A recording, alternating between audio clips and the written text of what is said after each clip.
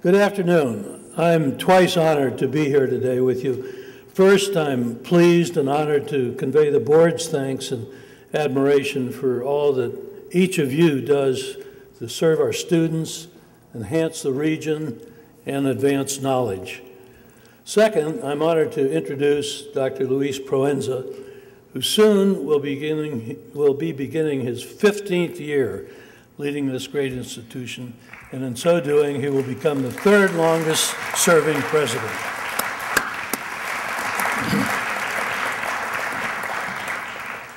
Obviously, with such a long and active tenure here, Luis really doesn't need a formal introduction. You all know him. You share the credit for having brought this university so far in this past decade. Under his guidance, you have undertaken multiple major initiatives that have really transformed this institution. And with that transformation has come a widespread recognition of the accompanying positive effect on the city of Akron and its environs. When I think back to when Luis and I first met, shortly after he arrived here, he was a rarity among university presidents. Unlike his peers, Luis extolled regionalism, community engagement, strategic collaboration, and university-based innovation as economic drivers.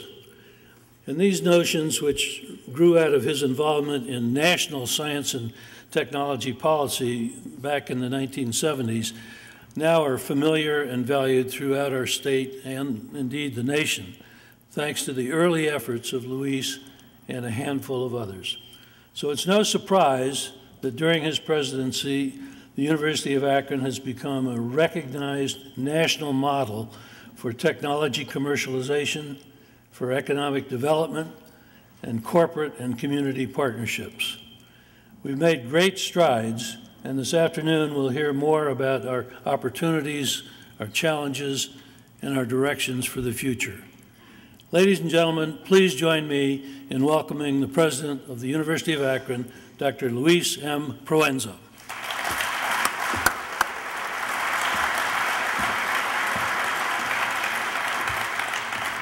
Mr. Chairman, thank you so very much for that much too kind introduction, but most importantly, since you come from that place way up north, I want the audience to know that Mr. Pogue is the most respected leader in Northeast Ohio. He has championed regionalism for the better part of 40 years, and it is a testament to his leadership that we're finally just beginning to glimpse its importance. Thank you, Mr. Pogue. Indeed, as Mr. Pogue indicated, I believe we all owe a special welcome to all of our faculty, staff, and students, other friends of the university, without whom we certainly would not have made anywhere near the kind of progress that we have been able to meet.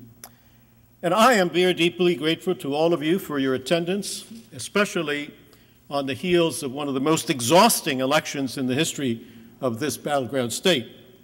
Now, by the way, ladies and gentlemen, it's been reported that the presidential campaigns spent nearly $200 million in Ohio alone to capture yours and my votes. Now, imagine if they had instead perhaps tried to persuade us by using those resources to create scholarships, reduce student debt, and offset state cuts. If that had been the case, I expect that all of us would be in favor of holding elections every year.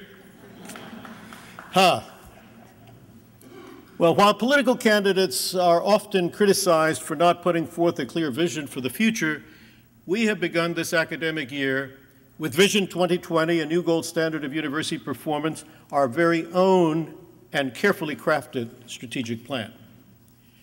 And today I will first highlight some of our progress and accomplishments.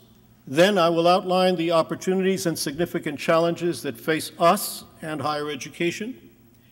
And I will then conclude by celebrating the energy and resolve of our shared vision for the future.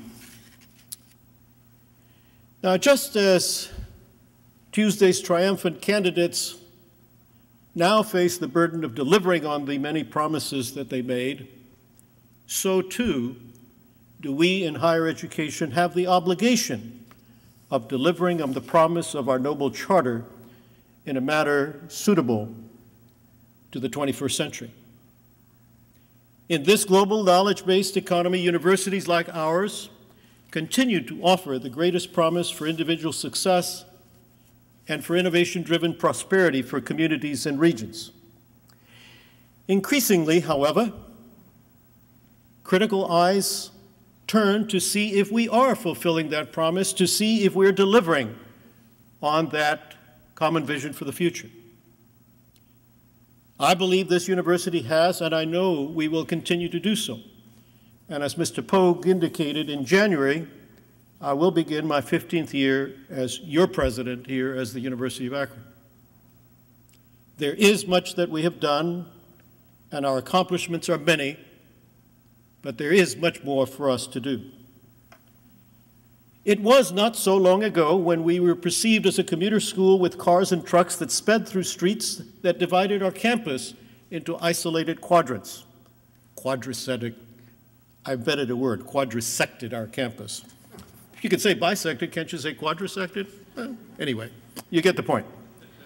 Yet in little more than a decade, through our new Landscape for Learning initiative, we have transformed our campus and created a university community that our students and alumni now celebrate and even brag about as one of the most beautiful metropolitan-sided campuses in the nation. In 1999, this plan was considered visionary, and many doubted our ability to achieve it. But the plan has become reality, irrefutable proof of the strength of our resolve and depth of our capabilities. Just this year, we have opened our 5th new residence hall and a new engineering research facility, and we unveiled a new master guide plan that includes an academic way street and a main street, the academic way, that will better connect us to each other and our campus to our community. Clearly, we have done much, but we are not done yet. Over the last decade, we grew student enrollment so dramatically and so quickly that we actually experienced growing pains, a good problem to have in light of the financial constraints of our state. And year after year, this university has steadily performed its responsibility to this community, state, and world by graduating thousands of students who have earned undergraduate and graduate and professional degrees. During my tenure alone, more than 50,000 degrees have been awarded, and I've had the pleasure of personally greeting most of those students on stage at our commencement exercises. It's a lot of handshakes. And we have set forth another ambitious goal, 40,000 learners by 2020. Now, they may come to us in non-traditional ways, in the evenings, at remote campus sites, or by the internet, but they will come because we have so much to offer them. 10 years ago, the kinds of partnerships required to move an entire community forward did not exist. Today, the University Park Alliance is a nationally recognized effort that is expanding the borders of the campus, revitalizing neighborhoods, and creating new retail and housing opportunities. Today, the Austin Bioinnovation Institute in Akron is exploring new economic opportunities for our region through research and discovery, growing out of the strength of this university and our partners. Today, the University of Akron Research Foundation can boast 50 startup companies launched as part of its relentless focus of entrepreneurship and the promise of invention. In 10 short years, through these and other innovative partnerships, we have created what has become known nationally as the Akron model of university engagement. And we're doing so much more. Today, a nationally acclaimed STEM middle school hums with activity at the edge of our campus, and a STEM high school opened its doors this fall at the Akron Public Schools Central Howard High School facility, located squarely at the center of our campus. Thank you, David. Our early college and summer programs provide strong bridges that link high school to college, and first-generation students find here greater opportunities to experience the promise of a college education. In these and so many other ways, all of you have enabled our university to act as a convener, developer, and anchor for clusters of innovation. Clusters that generate knowledge and creative capital train human capital, build social capital, attract financial capital, and preserve the natural capital that is Northeast Ohio. And we are investing further in these and other clusters of innovation. This year, we delivered on our pledge to fund interdisciplinary proposals through our Achieving Distinction program, championed by Provost Sherman, Vice President Newcomb, and of course, all of you. Because we challenged our faculty to think truly out of the box and to bring together their unique and remarkable talents in programs that can benefit our region and in some cases the world. In September, we announced the selection of the 2 inaugural winning proposals, the Biomimicry Research and Innovation Center, which seeks to create new products inspired by nature. But we think, for example, of the exciting opportunities if we can synthetically reproduce the adhesive properties of gecko feet or synthesize a polymer strand with the tensile strength of spider silk, as just 2 examples. The second project, which actually turned out to be a synthesis of 2 outstanding submissions, will create a seamless framework for innovation and entrepreneurship throughout the university and across our region. Faculty from several department schools and colleges will be linked to our expertise in licensing and commercialization and to our leadership in innovative entrepreneurial and productive industrial partnerships. Together, they will create a regional innovation institute and a proof of concept framework that will bridge the so-called valley of death for entrepreneurs, thereby forging new economic and job growth opportunities across Northeast Ohio and beyond. Now, the very process of developing the Achieving Distinction proposals for funding was in itself an indication of the vitality and vision that pervades this campus through your efforts. Nearly 30 proposals involving 160 of our faculty and more than 80 external partners were submitted. The 2 funded projects involve a collective expertise and energy of 45 faculty members, 18 university partners, and will include the talents of new faculty members hired through this program. Now, I hope that some of the participants in these 2 winning proposals are here, because I'd like to ask you to please rise and let us recognize you. Anyone here from those 2 proposals? There's a couple. Okay, thank you. I see my good colleague, John Green, over here, who must be a little bit tired after the last few days, but we appreciated very much the commentary that we heard you make along the way. And I hope that all of you recognize the synergies that were inherent in those proposals, because it should be clear to everyone else that they need to serve as an inspiration and model for those already planning next year's submissions. We fully expect that the creative collaboration that produced these proposals will be replicated again and again across the campus, that funding will be pursued from many sources, and that this kind of interdisciplinary work will keep us relevant, connected, and productive, thereby firmly expressing our guiding principles in Vision 2020. Indeed, we have done much together, and we will do more. Now, another unique model of collaboration can be found in the new Timken Engineered Surfaces Laboratories located in the Engineering Research Center. The laboratory is a place where industry and academia both share risk and both share possible rewards, a place where students, faculty, and the private sector researchers will shorten the span between discovery and commercialization. It's a one-of-a-kind. Pay attention to it, because it'll become emulated. And our expertise in many areas of manufacturing also earned us a place this year as the first federally funded National Additive Manufacturing Innovation Institute was awarded, a $70 million initiative. It'll be located in Youngstown, but it brings together university and industry partnerships from a newly identified tech belt that extends from Ohio into Pennsylvania. And together we will explore the promise of 3D printing, both for industrial and biomedical applications. And if you haven't heard about 3D printing, imagine just sitting in your home, just like your inkjet printer, and printing a part that may even be a part for your body. Or, if you saw the slide, a Stradivarius. That's the promise of that technology. Well, these collaborations are, among many others, and are among the many reasons that we are bullish on manufacturing and on our regional economy.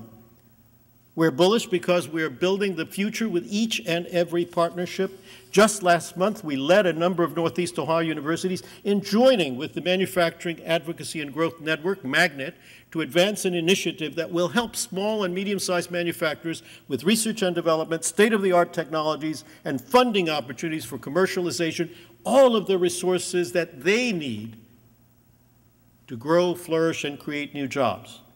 These are but a few of the examples of the many ways in which we are supporting economic vitality and creating new talent, the talent supply chain, if you will, of engineers, scientists, teachers, executives, healthcare professionals, artists, and all of the countless others who represent the true working capital of an economy and the social and cultural backbone of our community, so often expressed in this great hall.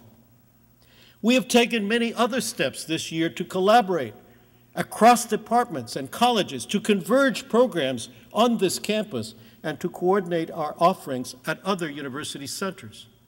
We have ensured that all of these are linked to business, industries, and other organizations in our region so as to provide the needed connectivity that will increase the number of exciting opportunities for our students upon graduation. And these and other advances are outlined in our just published report to the community, and copies of it will be available for you as you leave. Thank you to those who helped put that together. So indeed, throughout the past decade, our university has discovered, grown, and celebrated excellence across all of its disciplines. We have earned national recognition in the arts, business, humanities, science, and engineering, and in athletics, as well as in our storied polymer science and polymer engineering program. And because of all of your good work and dedication to our shared vision, the university has emerged as a leader in so many ways that are relevant and significant to our communities, and it keeps getting noticed again and again, as it was this morning at a chamber meeting when Ned Hill recognized what we've been doing here. Yet, just as we are moving forward to achieve our vision, the ground that has traditionally supported higher education is literally shifting beneath our feet. Shifting at the fault line intersections of new technologies and growing economic pressures. These fault lines are producing the seismic rumbles of change that Chuck Vest, the former president of MIT, spoke about now nearly 20 years ago, and which now are putting us into, quite simply, unfamiliar territories. No doubt you have followed some of these issues in the press and in higher education journals and periodicals. Just last month, at a meeting in New York City, U.S. Secretary of Education Arne Duncan summed up what he calls the problems in higher education, and I quote, "high prices, low completion rates, and too little accountability," close quotes. And surely you noted that throughout the recent political campaigns, candidates often railed against the high cost of college, high student debt, low graduation rates, and too few jobs for college graduates. The reality, colleagues, is that escalating costs have placed college beyond the reach of too many Americans. And we know that simply opening the doors of college to everyone is not the solution. So one of the ways we are tackling these issues at the University of Akron is through a new enrollment strategy called Pathways to Student Academic Success. Great work in our Office of Academic Affairs has brought forward some very strong data on which this is based. And in this initiative, we're developing learning pathways for prospective students according to their level of preparedness for college. Less well-prepared high school graduates are guided to community colleges where they can earn an associate's degree, certificate, or specialized training at a lower cost. For some of these students, their journey to success will lead them back to the University of Akron for further education and career development. And the Pathways to Student Academic Success initiative provides students with better foundations for successful academic careers, greater opportunities to succeed at lower costs per credit hour, and ideally with faster pathways to graduation and greatly enhanced opportunities to improve their lives. But we must do more and do more differently. We must do more because when many students can and do learn almost anything for free through the internet, we cannot continue to justify the high cost of tuition anywhere around the country. What is more, disruptive innovations are forcing our hand not only to do more, but to do things differently. Now, what are some of those disruptive innovations? Well, for example, this past Sunday, the New York Times education section called 2012 the year of the MOOC, massive open online courses, the educational happening of the moment, it said. And lending credence to this claim, last week, Antioch University, not to be confused with Antioch College, because Antioch University is in California, Antioch University announced a licensing agreement with Coursera by which it would begin awarding credit for some of those courses now lodged on the Coursera website. The president of edX, another company, a joint venture between Harvard and MIT, describes this as the year of disruption, with free online courses taught by prestigious universities from around the country to hundreds of thousands of people around the world. This radical disruption to the traditional college model, I suggest, is a fast-moving train or a track that is still being built to a destination still uncertain. And I think that therein lie countless opportunities to create new value propositions for higher education, opportunities for us to earn our way to prosperity, and to craft a new and even more exciting role for all of us participating as faculty and higher education colleagues. Over the past few months, as many of you know, I have engaged repeatedly our Faculty Senate and other campus groups on the dynamic changes facing higher education, noting that if we wait much longer, it will be too late. Indeed, I think that we must seize the moment because others already are driving ahead. As it is, many universities are intent on putting each and every one of their courses online, or at least to think they can. But unfortunately, this approach carries, on the one hand, a very high cost and produces a plethora of duplicative end products, some of which one might argue would surely have little value. So consider instead an alternative model. What would happen if we imagine other scenarios? Imagine faculty across universities collaborating to develop a course or a module, learning module, or a simple, effective simulation of complex phenomena. Imagine yet universities or their partners coming together to integrate all available learning resources through portals that make them widely available, much as Amazon.com brings just about anything you could possibly want to buy to your computer desktop. Imagine universities or other entities of whatever form those other entities might be, providing assessment and credentialing services for learning regardless of how or where that learning took place.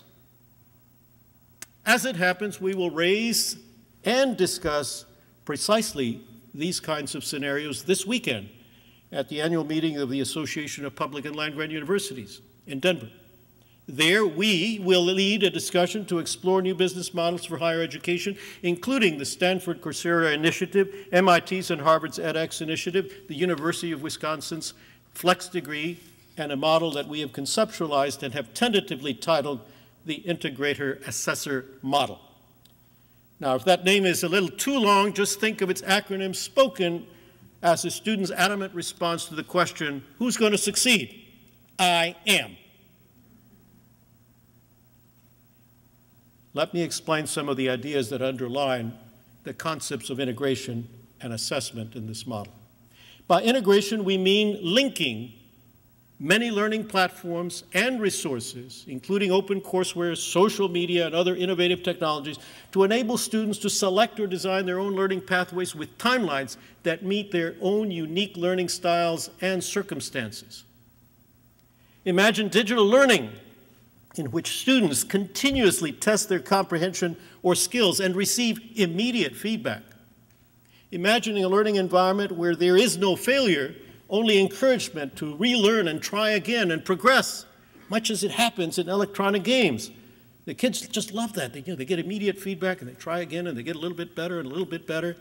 Why? Because those games motivate those players to repeatedly improve their skills until they gain a sense of mastery and then proceed to the next level. The digital learner can benefit from the same kind of cumulative mastery, and wow, what a wonderful success that would be for us. Of course, the other side of the I am model, the Integrator Assessor model, is assessment, the A in I am. The question is, how are we in higher education going to credential this kind of knowledge and skills attainment in this new environment? And quite simply, I think that we must develop new ways to assess, certify, and credential knowledge, and we must be willing to do so regardless of whether the student has ever taken a campus or a course or set foot on any particular campus. Skills assessment could become the criteria for awarding academic credentials regardless of how knowledge or skills were attained. This I am approach can move universities from the traditional model of an all-inclusive provider of knowledge resources to a new role, the university as enabler and integrator of knowledge resources, and the university as assessor of the knowledge acquired. I assure you the associated cost for those services will be significantly lower for both the learner and the university, thus providing access to higher education to a much broader population and in turn benefiting society in a much larger way. Now, lest you get upset at me too quickly, let me be very clear on one particular point. Because however these new university models take shape, and believe me, none of us know exactly where that train is headed, I am convinced that the student-faculty relationship and the role of a campus will remain at the core of higher education. Even the founder of Udacity, one of the companies that's hot right now, has said there is a magic that goes on inside a university campus.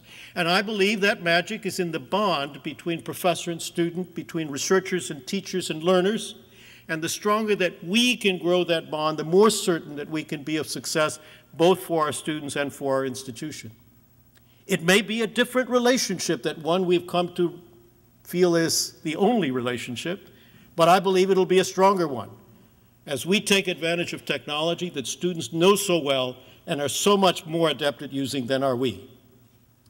To paraphrase one of the founders of Coursera, herself a faculty member at Stanford University, by flipping the classroom, we enhance the opportunity for service to our students.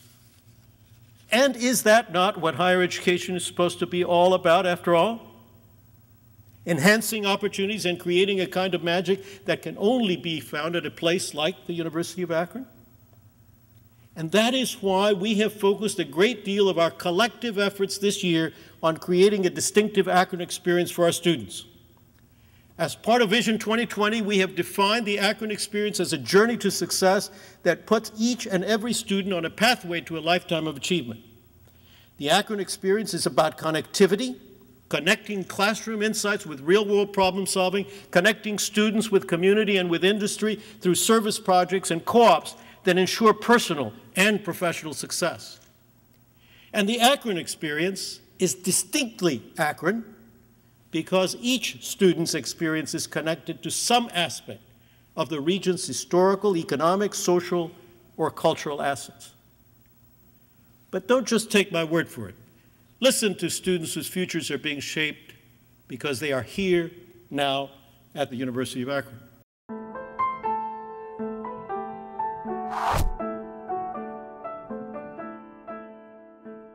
My Akron experience has been varied, to say the least. Originally, I was looking around for jazz guitar programs, and the University of Akron has a great jazz program.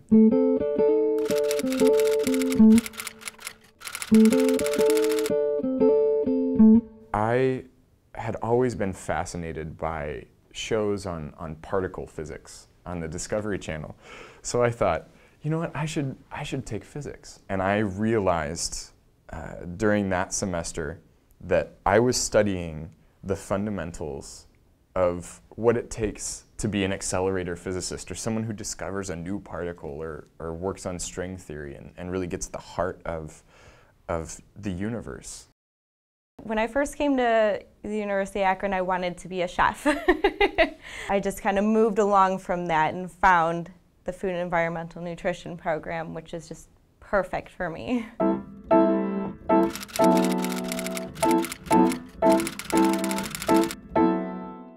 It takes all my interests of culinary and food science, nutrition, and business, and it brings it all into one thing. I wanted to go to medical school. I wanted to be a doctor.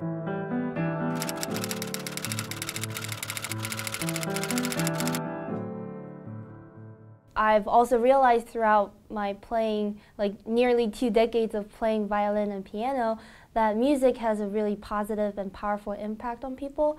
So that's why I also wanted to delve into music and balance the physical and the psychological aspect of the human health. It's so important to get involved.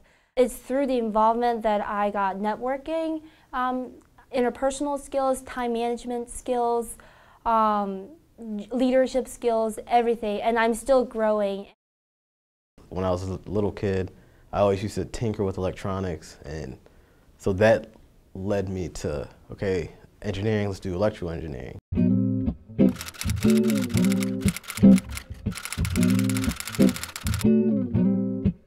My first co-op was with a small company, Myers Motors, and my job was to make a battery management system. I learned a lot about myself and how I react in certain situations of failing, and everything is all on me, and how am I gonna take this not working product and make it work. I got a job in the ICU at Children's, and I love it there. That's what I want to do. And nursing has also opened doors to like a lot of humanitarian efforts that I'm interested in, kind of globally.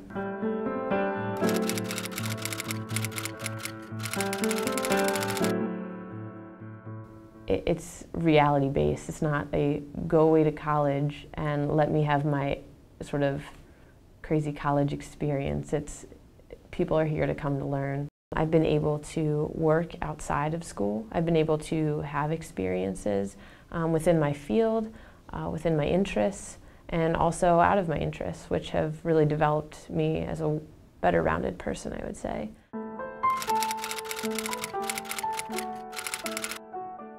The energy of the University of Akron was just so impressive, and I wanted to be a part of it. And I thought, there's no way that I could possibly go anywhere else. This is the greatest university in the world.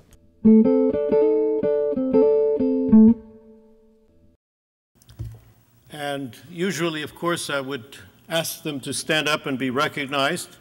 But they happen to be in class, at work. And that's encouraging, don't you think? Let's give them a round of applause anyway.